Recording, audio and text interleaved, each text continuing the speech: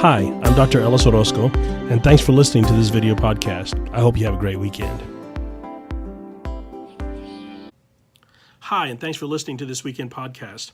I wanted to talk this weekend about something that I've noticed happening in my own walk with God, and that is that whenever I give God something that I'm struggling with, that I want Him to handle, I have this tendency over time to try and take it back from God. I have this tendency to try and get ahead of God when I'm trying to get somewhere and I feel like He's taking too long.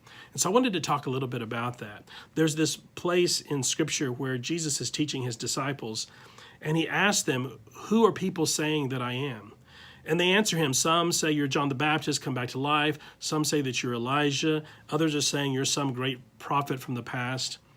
And then Jesus asked them, "Who do you say that I am?" And Peter stood up in that moment and he said, "You are the Messiah, the living Son of God."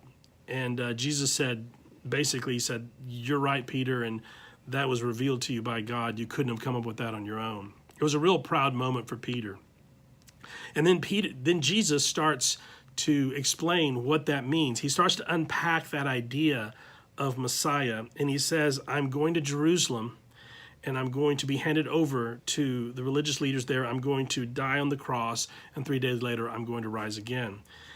And Peter pulls Jesus aside and says to him, "Don't say that. Don't talk about dying. You're not going to die." And Jesus says to Peter, "Get behind me, Satan. You do not have in mind the things of God, but the things of men." Now, Jesus is pretty harsh with Peter there, but I want you to see what Jesus is doing with Peter. He points to two things about Peter. One, He points to something about his position, "Get behind me." And then He points to his motivation, "You do not have in mind the things of God."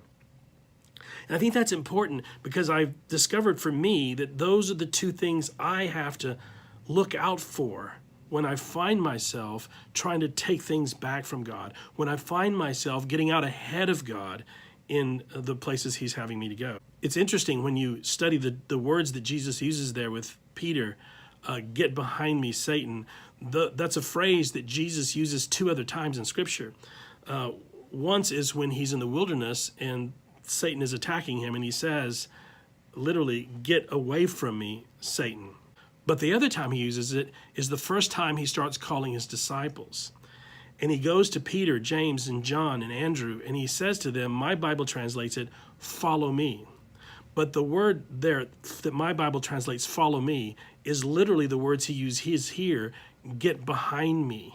So when He first called Peter to be one of His disciples, the exact same words He used were, "Get behind me, Peter. Follow me, Peter." See, here again, He is redirecting Peter to that original calling. And whenever I try to get out in front of God, whenever I try to do it on my own strength, I have to remember that original call that God has on my life when I gave my life to Him. His call to me was, "Ellis, get behind me and follow me." And that's always His call for me, is to get behind Him and follow Him. And the second thing He points to with Peter is the motivation. You don't have in mind the things of God, you have in mind the things of men. See, Peter was looking for a earthly Messiah, a literal king who would deliver them from the oppressive rule of Rome and restore, literally in Jerusalem, the throne of David. But that's not the kind of king Jesus came to be. And He's saying to Peter, when you get out in front of me, your mind and your spirit is clouded with the motivations of this world. And Jesus says, Peter, where I really need you to be is behind me. So I just want to encourage you this weekend as you reflect on your relationship with God and where you are with Him right now. Check your position. Where are you? Are you behind God, or are you out in front of Him? And check your motivation. What are you really after? Are you really hungry for nothing but the things of God? Where are you this weekend? What's your position and your motivation with respect to God? God bless you. Have a great weekend.